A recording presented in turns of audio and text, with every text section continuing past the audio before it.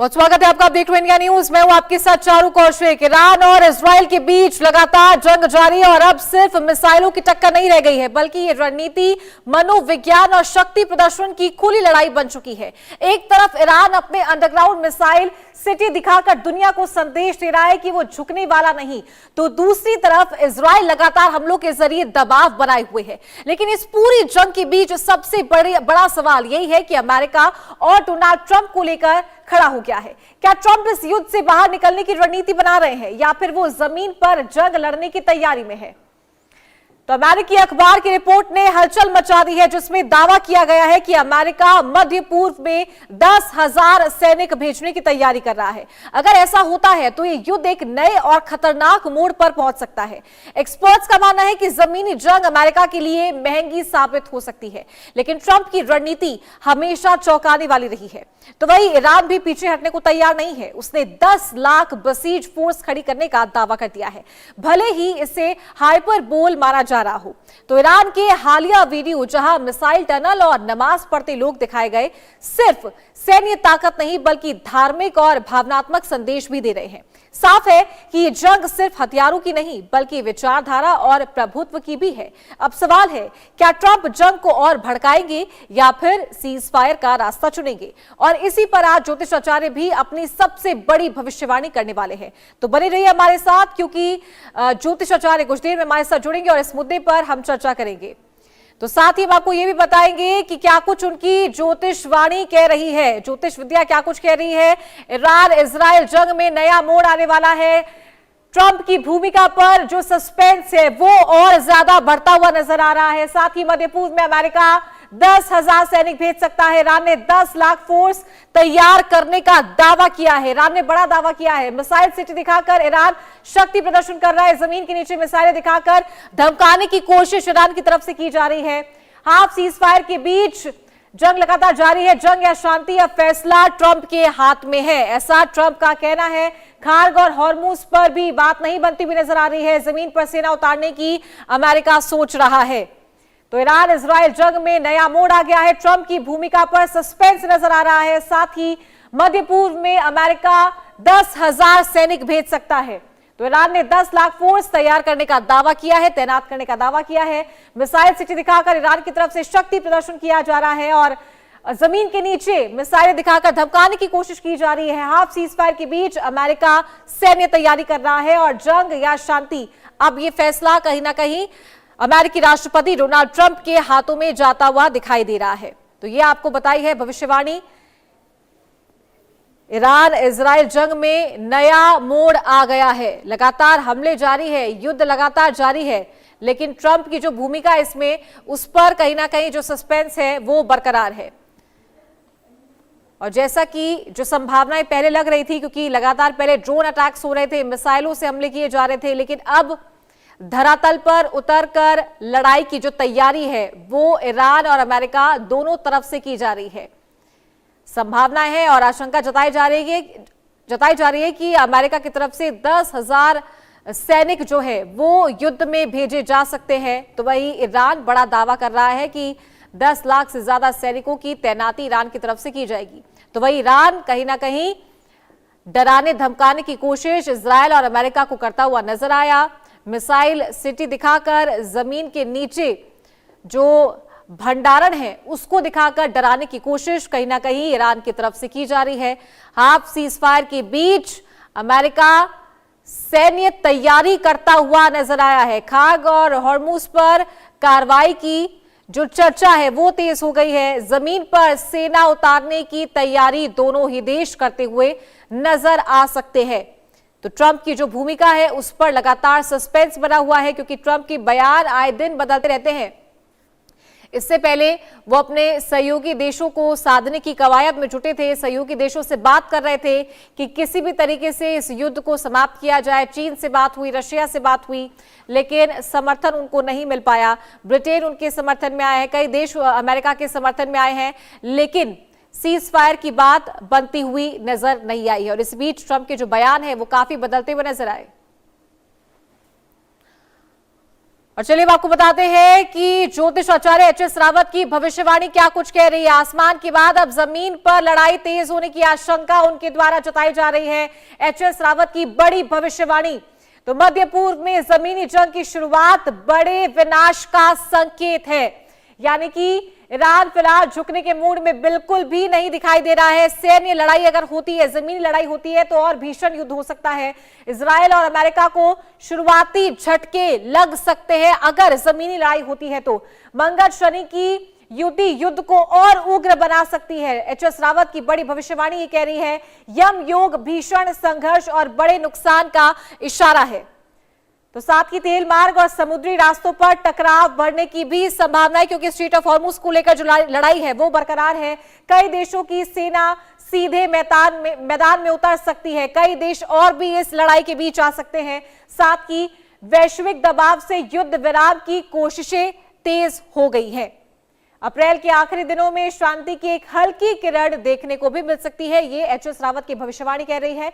आसमान के बाद अब जमीन पर लड़ाई तेज होने की संभावना अब और ज्यादा बनती हुई नजर आ रही है। जैसे कि आपको बता रहे हैं कि सैन्य लड़ाई अब हो सकती है, जमीनी स्तर पर धरातल पर उतरकर अब लड़ाई हो सकती है, क्योंकि काफी दिनों से देखा जा रहा था कि ड्रोन से अटैक्स हो रहे हैं, मिसाइल से अटैक हो रहे हैं, तबाही हर तरफ मचाई जा रही है। लेकिन ये इसकी संभावना पहले भी थी कि धरातल पर उतरकर जो सैन्य ताकतें हैं, जो आर्मी है, जो फोर्स है, वो भी कहीं ना कहीं इस युद्ध में आते हुए नजर आ सकते हैं। तो जहां दावा किया जा रहा था अमेरिका की तरफ से कि 10,000 फोर्स की तैनाती करेगा, जहां डराने की कोशिश ईरान को की जा रही थी, तो ईरान बिल्कुल झुकने को तैयार नहीं है। ईरान पूरी तरीके से डटकर लड़ने को तैयार है। ईरान की तरफ से भी जो फोर्स की तैनाती है वो की जाएगी। तो एचएस रावत की ये बड़ी भविष्यवाणी है। युद्ध की जो मौजूदा स्थिति है उसे देखते हुए वैश्विक दबाव इस युद्ध में अब देखने को मिल सकता है। आज 29वां दिन है, लगातार युद्ध जारी है। 28 फरवरी को जब ईरान के सुप्रीम लीडर आयतुल्लाह अली खamenei की मौत हो गई थी, उसके बाद से लगातार युद्ध जारी है। युद्ध थमने का नाम नहीं ले रहा। 29वां दिन आज और लगातार लड़ाई जारी, और अब धरातल पर उतरने की तैयारी दोनों देश कर रहे हैं, यानी कि जो फोर्सेस है उनको तैनात किया जा सकता है। तो हाफ सीज फायर के बीच अमेरिका सैन्य तैयारी करता हुआ नजर आया है। तो अगर ये लड़ाई धरातल पर उतरती है, यानी कि जो फोर्सेस है उनको तैनात कर दिया जाता है, और अगर स्थिति और ज्यादा गंभीर होती है तो ये युद्ध और भीषण हो सकता है और पहली बारी में अमेरिका इजराइल को झटका लग सकता है। एचएस रावत की बड़ी भविष्यवाणी ही कह रही है। और इसी बीच बड़ी खबर आ रही है, ईरान में न्यूक्लियर पावर प्लांट पर एयर स्ट्राइक हुई है। इस बीच एक बड़ी खबर, ईरान के न्यूक्लियर प्लांट पर एयर स्ट्राइक हुई है। इजराइल ने हैवी वाटर रिएक्टर को निशाना बनाया। इजराइल की तरफ से बड़ा हमला। यज़्द में यूरेनियम प्लांट को निशाना बनाया गया। ईरान के विदेश मंत्री अब्बास अरागची ने चेतावनी दी है, इजराइल को भारी कीमत चुकानी पड़ेगी। तो युद्ध से जुड़ी बड़ी खबर, न्यूक्लियर प्लांट पर एयर स्ट्राइक हुई है। ईरान के न्यूक्लियर प्लांट को निशाना बनाया गया। इजराइल ने हेवी वाटर रिएक्टर से ईरान के न्यूक्लियर प्लांट को निशाना बनाया है। यज़्द में यूरेनियम प्लांट को निशाना बनाया गया, और इस हमले के बाद से विदेश मंत्री अब्बास अरागची का बयान सामने आया। चेतावनी दी है कि इजराइल को भारी कीमत इस हमले की चुकानी पड़ सकती है।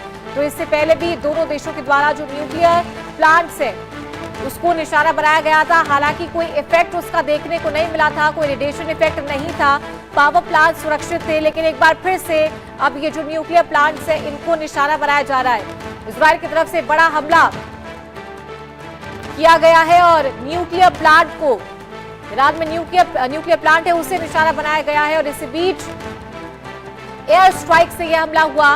विदेश मंत्री अब्बास अरागची का बयान सामने आया है। उन्होंने कहा कि इजराइल को इसकी भारी कीमत चुकानी पड़ेगी।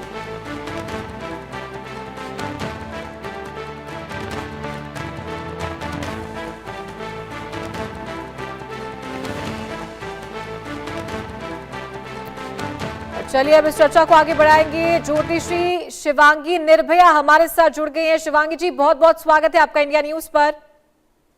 क्या लग रहा है मौजूदा स्थिति को देखते हुए, क्या कुछ आपकी भविष्यवाणी कह रही है? बिल्कुल। अभी जैसे ग्रह नक्षत्र बने हुए हैं, तो युद्ध थमने के आसार तो बिल्कुल भी नजर नहीं आ रहे हैं। और यहाँ पर अगर बात करूं कि सीज फायर होगा या नहीं होगा, या खाद्य हमारे लिए, भारत के लिए मुश्किलें खड़ी होंगी या नहीं होंगी, तो इन सब चीजों को देखते हुए जो बुध का गोचर होगा, तो ये बिल्कुल भी स्थितियां, 11 अप्रैल को बुध का गोचर होगा, तब तक स्थितियां बिल्कुल भी सामान्य नहीं रहेंगी। और इधर 18 अप्रैल से 17 अप्रैल और 18 अप्रैल के बीच एक गोचर आएगा, और तब से लेकर जो ग्रहों का पंचग्रही एक योग बन रहा है, जो 23 अप्रैल तक जाएगा, तो वहां पर गुरु शुक्र शनि इन सबकी दृष्टि जो आ रही है इजराइल की कुंडली पर, तो ये बिल्कुल भी युद्ध थमने के आसार नहीं दिख रहे हैं। अभी ये युद्ध चलेगा, आगे और चलेगा। और जहां शनि और मंगल की युति होगी, तो वहां पर जल युद्ध भी होंगे। अभी जैसे वायु में हो रहे हैं, तो जल युद्ध भी होंगे, क्योंकि शनिदेव ऑलरेडी मीन राशि में है, मंगल जो है वो भी मीन राशि में आ जाएंगे। तो जब पानी की जलीय तत्व राशि है मीन राशि, और उसमें जब जी। दोनों ग्रहों की युति बनेगी, तो ये होना सुनिश्चित है। तो अभी ये बिल्कुल भी थमने की स्थितियां नहीं दिख रही हैं। वहीं गुरु इस साल के राजा हैं, जो रौद्र संवत्सर है। तो यहाँ पर एक चीज और दिख रही है कि सिया और सुन्नी के बीच जो मतभेद चल रहे हैं, वो और बढ़ेंगे। ये दो धर्मों के बीच, जैसा कि मैं आकलन कर पाई हूँ, तो ये धर्मों के खिलाफ भी चीजें चल रही हैं। और यहाँ सत्य की जीत जो मैं कहूंगी, वो धर्म की ही होगी, क्योंकि शनिदेव जो है वो धर्म की ही राशि में है। अभी राजपंचक योग में ये युद्ध की शुरुआत हुई थी, जो कि शनिदेव के पुख्य नक्षत्र में ही हुई थी, तो राजा मारे गए। इसीलिए अभी पंचक 8 पंचक होते हैं, उन्हीं में से एक पंचक, चोर पंचक में ये स्ट्राइक हुई थी, और राजपंचक के योग में इस युद्ध की शुरुआत हुई थी। तो अभी ये स्थितियां बिल्कुल भी थमने की ओर इशारा नहीं कर रही हैं। जी। लेकिन 17 से 23 अप्रैल जो समय बता रही हूँ, उस समय स्थितियां और बदतर होंगी। ठीक है। ज्योतिषी एच.एस. रावत भी हमारे साथ जुड़ गए। रावत जी, बहुत बहुत स्वागत है आपका इंडिया न्यूज पर। और मौजूदा स्थिति को देखते हुए आपकी भविष्यवाणी क्या कुछ कह रही है, किस दिशा में जा रहा है ये युद्ध? देखिए, अभी अभी मैंने प्रश्न ज्योतिष लगाई है, क्योंकि इस तरह की जो स्थिति बनती है, जब दो देशों का युद्ध हो रहा होता है, या कोई बीमार होता है, या मुकदमे की स्थिति होती है, समझौता होगा नहीं होगा और कितना भयावह युद्ध होगा, तो उसके लिए प्रश्न ज्योतिष सबसे कारगर होती है। क्योंकि हमारे पास इन नेताओं की ना तो एक्यूरेट कुंडली होती है और ना देशों की एक्यूरेट कुंडली होती है, तो इसलिए उन पर बता पाना भी एक्यूरेट नहीं होता। तो इस समय पर मैंने जो प्रश्न ज्योतिष लगाई है, उसके हिसाब से वृष लगन की प्रश्न ज्योतिष बनती है। वृष लगन में लग्नेश और षष्ठेश, यानी जो युद्ध जिसने किया वो और जिस पर युद्ध किया गया वो दोनों एक ही हैं। यानी आप देखें, दूसरे भाव से लेकर के अष्टम भाव तक दुश्मन होता है, और पहले जो 6 भाव होते हैं उनमें वादी और प्रतिवादी होते हैं। तो इसका मतलब जो ईरान है वो वृष लगन पर है और इजराइल तुला लगन पर है, और दोनों का स्वामी 12वें भाव में इस समय बैठा हुआ है मेष राशि के अंदर। इसका मतलब दोनों की टक्कर बराबर है। यानी ये नहीं कह सकते कि कहीं पर भी कोई एक दूसरे से नीचा देखने की स्थिति में, क्योंकि दोनों का स्वामी शुक्र है और वो बैठे जी हुए जी। भी 12वें भाव में है, और 12वें भाव जलीय भाव होता है, और 12वें भाव में मेष राशि के ऊपर, यानी दुश्मन की राशि के अंदर बैठे हुए हैं। इसका मतलब दुश्मनी अभी कट्टर लगातार चलती रहेगी। अभी कोई समझौते के मुझे आसार नहीं दिखाई देते। और अभी 2 अप्रैल से अगर देखा जाए, 2 अप्रैल को मंगल और शनि और सूर्य की युति हो रही है। बड़ा खतरनाक योग है। जब जब भी ये योग बनता है तो बहुत भयंकर युद्ध, बारूद, सुरंगें फटना, ये सब होना, और युद्ध आकाश से मिसाइलों का गिरना जैसे अभी चालू है, ये होगा। अभी युद्ध भड़केगा, और अभी इसमें कोई संभावना नहीं है, और हो सकता है और ज्यादा सपोर्ट दूसरे कंट्री की इसके अंदर मिले। तो यहाँ पर कांटे की टक्कर चल रही है, और इस प्रश्न ज्योतिष के हिसाब से ये 28 दिन की प्रश्न ज्योतिष है। तो मुझे लगता है कि अभी आगे भविष्य में कहीं से कोई संभावना इसमें नहीं दिखाई देती है। जी ठीक है, शिवांगी जी आपके पास आना चाहूंगी। आपकी भविष्यवाणी कह रही है कि शनि का जो संतुलन है वो ईरान को और ज्यादा पावरफुल बना रहा है।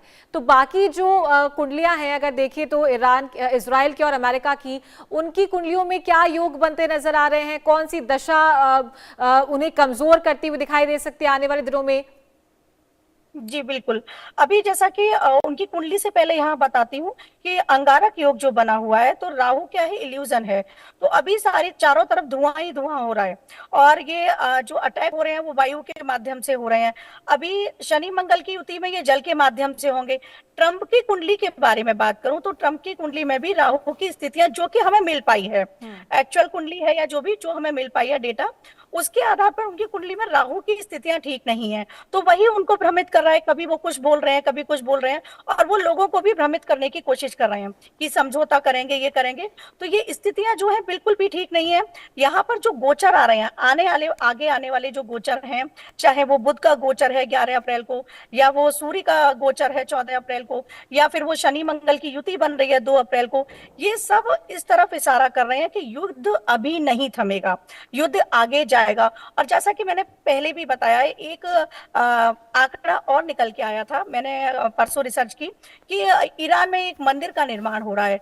तो ये मेरा स्वयं का निजी अनुभव ऐसा है उस आंकड़े के बारे में, और मत है कि जैसे ही उस मंदिर का निर्माण संपूर्ण हो जाएगा, वैसे ही जाकर, क्योंकि आर्यवर्त का ही हिस्सा रहा है जो ईरान है, वैसे ही जाकर युद्ध थमने की संभावनाएं पूरी पूरी बनेंगी। लेकिन अभी हाल फिलहाल के आसार में युद्ध थमता हुआ बिल्कुल भी नजर नहीं आ रहा है। ग्रह नक्षत्रों का सहयोग, चाहे बात करूं रौद्र संवत्सर की, चाहे बात करूं कि इस साल के राजा गुरुदेव हैं, मंगल सेनापति हैं, चाहे बात करूं एज पर न्यूमेरोलॉजी, तो वो भी सूर्य का साल है। तो ये सारे ग्रहों का हम ट्रांजिट देखें, सारे ग्रहों का स्वामित्व देखें, या फिर हम देखें कि राहु और केतु जो चल रहे हैं, अभी सिंह लग्न में केतु है तो वो भी अग्नि तत्व है। तो यहाँ पर सारी चीजों को देखते हुए युद्ध थमने की बिल्कुल भी संभावनाएं अभी नजर नहीं आ रही हैं।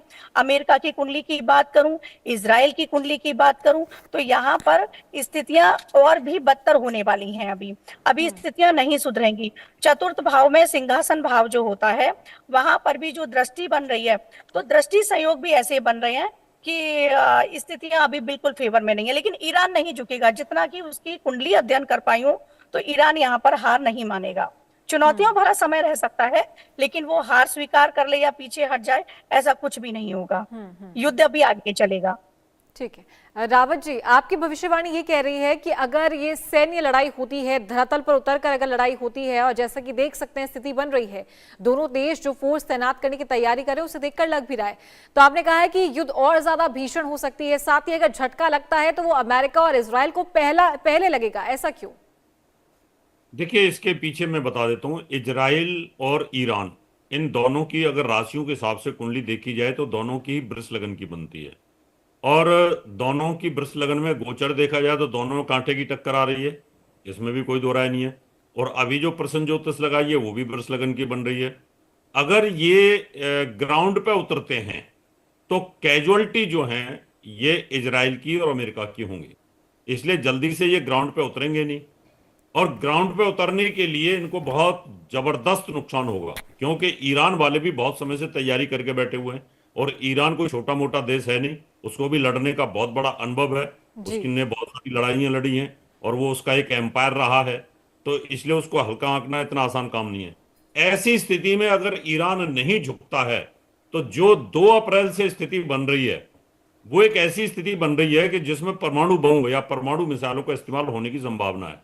और जो 1 महीना वो चलेगा ना, वो बड़ा खतरनाक योग होगा। इसके अंदर आप सूर्य, बुध, शनि, बुध भी यहाँ पर आ जाएगा, वो भी नीच का हो जाएगा, तो 4 ग्रह तो ऐसे पापी हो जाएंगे। तो इसका मतलब ये स्थिति बहुत खतरनाक है। तो ये परमाणु बम का इस्तेमाल कर सकते हैं इसको ईरान को खत्म करने के लिए।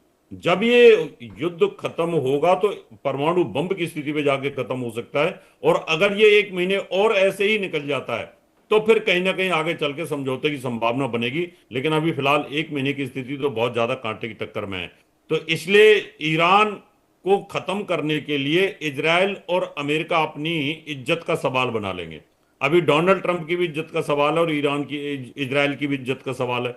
अगर इस प्रकार से नहीं झुका और इसी प्रकार से बम और मिसाइलें चलते रहे और ग्राउंड पे ये नहीं उतरते हैं, और ग्राउंड पे उतरने की संभावना भी नहीं है, क्योंकि वो भी बहुत बड़े लड़ाका हैं, इतने आसान नहीं है, तो वो कभी भी नहीं चाहेंगे इजराइल और अमेरिका को उनकी कैजुअलिटी ज्यादा हो ग्राउंड पर। और ग्राउंड पर उनकी कैजुअलिटी की तैयारी है।